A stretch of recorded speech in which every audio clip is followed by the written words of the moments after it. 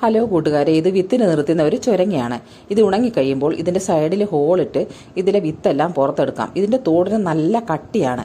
പണ്ട് കാലത്ത് എൻ്റെ മുത്തശ്ശി ഏകദേശം ഒരു 35 വർഷം മുമ്പുള്ള എൻ്റെ ഓർമ്മയാണ്.